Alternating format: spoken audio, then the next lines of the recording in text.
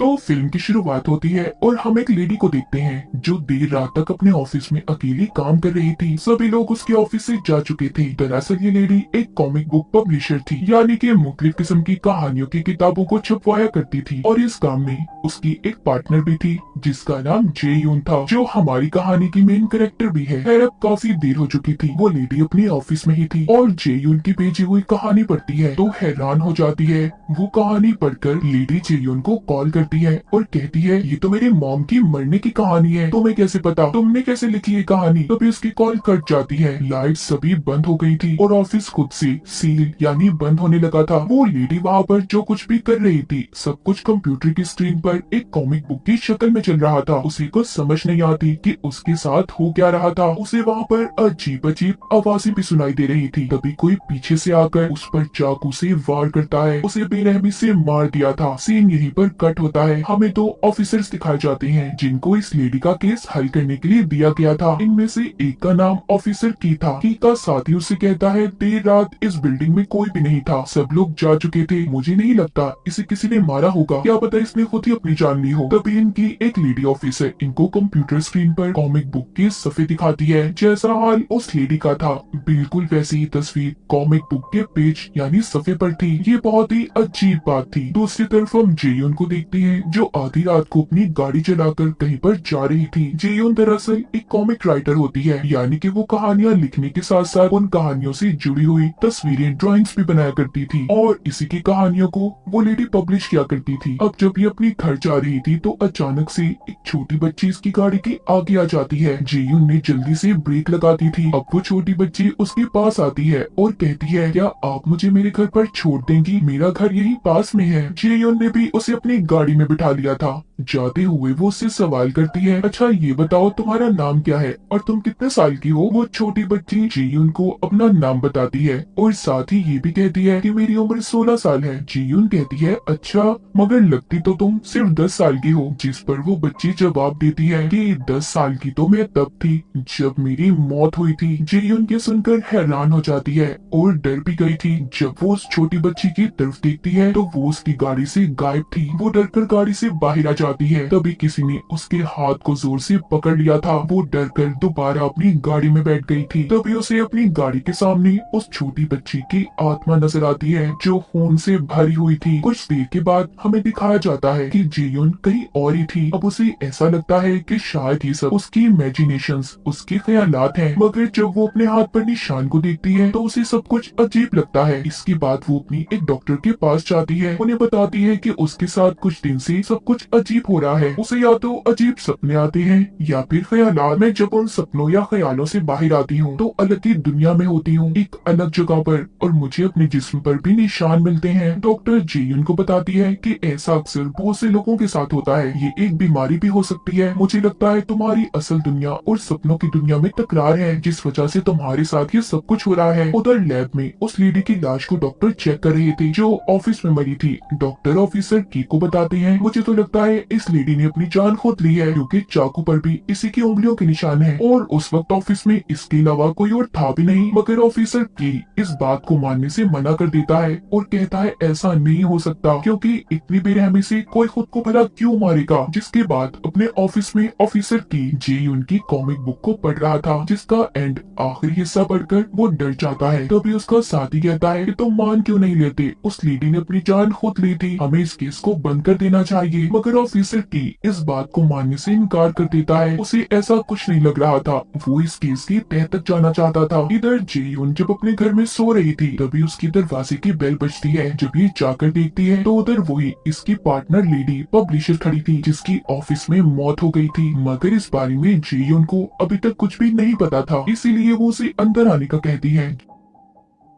जब वो दोबारा उसकी तरफ देखती है तो उसका जिस्म खून से भरा हुआ था। ये देखकर जेयून डर जाती है और उठ गई थी, मतलब ये भी उसका एक सपना ख्वाब था। तभी उससे मिलने ऑफिसर की और उसका साथी आते हैं जो उसको अब उस लेडी की मौत के बारे में बता रहे थे। कहती है कि इसने अपनी जान खुद ली है और इसकी लाश ऐसी हालत में पाई गई जैसा करेक्टर कार्टून तुमने अपनी कॉमिक बुक में बनाया था। वो पूछते हैं क्या तुमने इस कॉमिक बुक को किसी और को भी भेजा था। कहती है नहीं, पहले मेरी पब्लिशर जो मर गई है जिसके बारे में आप लोग मुझे बता रहे हैं वो इस कॉमिक बुक को देखती है। फिर आगे किसी और को भेजा जाता है। वो कहते हैं कि आखिरी कॉल उसने तुम्हें की थी। जीयुन कहती है नहीं, ऐसा नहीं हो सकता, मैंने तो उसे कॉमिक बेचकर अपना फोन बंद कर दिया था। इसके बाद हमें एक आदमी सन को दिखाया जाता है जो जली हुई लाशों को उठाने का काम किया करता था। अभी भी वो यही काम करने अपने साथी के साथ जा रहा था, मगर उसके साथी को एक काम पड़ जाता है, तो इसीलिए अब सन को अकेले ही जाना पड़ता है। अब जब वो उस जगह पर पहुंच गया था और अपने बैग से कुछ ढूंढ रहा था, तभी वहाँ की लाइट्स जलने बुझने लगी थी और जो वहाँ पर जली हुई लाश थी उसकी पोजीशन भी बदल जाती है। उसे अपने साथी का टैब मिलता है जिसमें वही कॉमिक चल रही थी जो सन के साथ आज से 5 साल पहले हुआ था। दरअसल उसकी बीवी बहुत बीमार थी, वो किसी भी इलाज से ठीक नहीं हो पा रही थी, तो सन ने अपनी बीवी को गलत दवाइयाँ देकर मार दिया। और जब ये सारी अपनी कहानी टैब में देखता है तो हैरान हो जाता है और बहुत ज्यादा डर गया था। तभी जली हुई लाश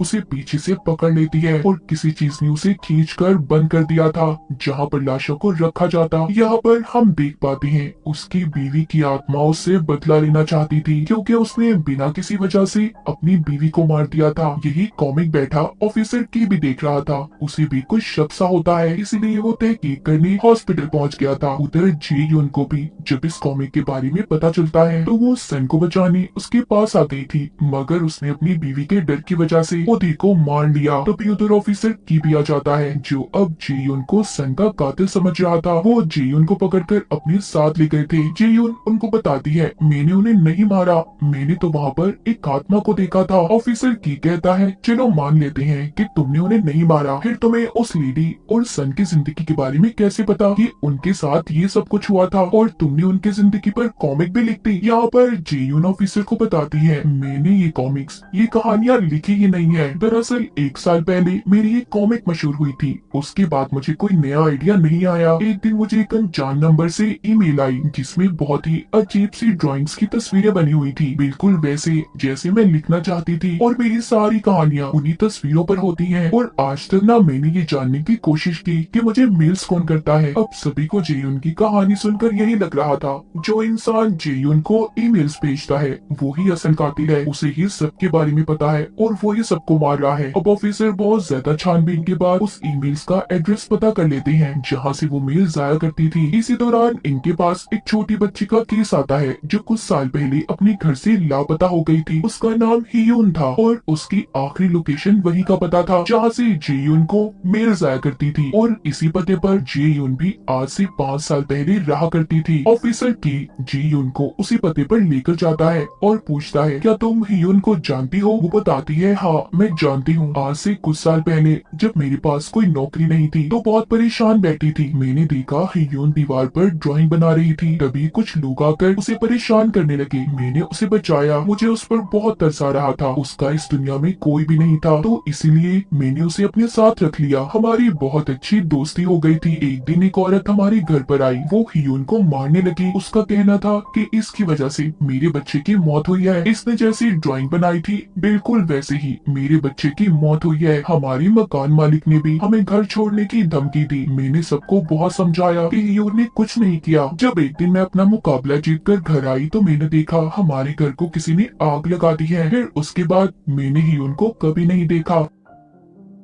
ढेर सारी कहानी सुनाने के बाद जी-यून ऑफिसर की को उसी घर के अंदर लेकर आती है जहाँ पर एक कंप्यूटर पड़ा था और इसी कंप्यूटर से जी-यून को ईमेल आया करती थी। ऑफिसर की को अब ये शक था कि ये काम शायद हियून का है, वो ही छुप कर तुम्हें मेल्स करती हो। जी-यून कहती है नहीं, मुझे नहीं लगता, ये वो ही सब कुछ करती है। ऑफिसर की कहता है देखो इस जगह के बारे में तुम्हारी या हियून के अलावा कोई नहीं जानता। इसके बाद खैर ये दोनों होटल में जाते हैं। तभी हम यहाँ पर देखते हैं कि कोई ऑफिसर की और जी-यून पर नजर रख रहा है। यहाँ पर ऑफिसर की को उसके साथी की कॉल आती है। तभी जी-यून को भी हियून का मैसेज आया था कि वो उससे मिलने उसके पुराने घर पर आए। ये मैसेज देखकर जी-यून घबरा गई थी और बिना किसी को बताए ऑफिसर की गाड़ी लेकर निकल गई थी। ऑफिसर की उसे बहुत पूछता है कि कहाँ जा रही हो, मगर वो कुछ नहीं बताती और गाड़ी लेकर चली जाती है। अब जब भी अपने पुराने घर पर पहुँचती है मगर अचानक से कोई आकर इस पर हमला कर देता है जिससे ये बेहोश हो गई थी। उधर ऑफिसर की अपने साथी को कॉल करता है और जेयुन के बारे में बताता है कि वो भाग गई है। ये सुनकर उसका साथी कहता है अभी तो होटल में तुम दोनों साथ ही थे। उसकी ये बात सुनकर ऑफिसर की हैरान हो जाता है क्योंकि उसने अपने साथी को तो ये बताया ही नहीं था कि वो दोनों होटल में भी गए थे। अब इसीलिए ऑफिसर की उसकी लोकेशन से अपने साथी का पीछा करता है और यहाँ पर हमें ये बात पता चलती है कि हियुन बनकर जेयुन को मैसेज ऑफिसर की के साथी ने किया था और उसे बेहोश भी। अब जेयुन ऑफिसर की के साथी के कब्जे में थी। वो उसे अगवा करके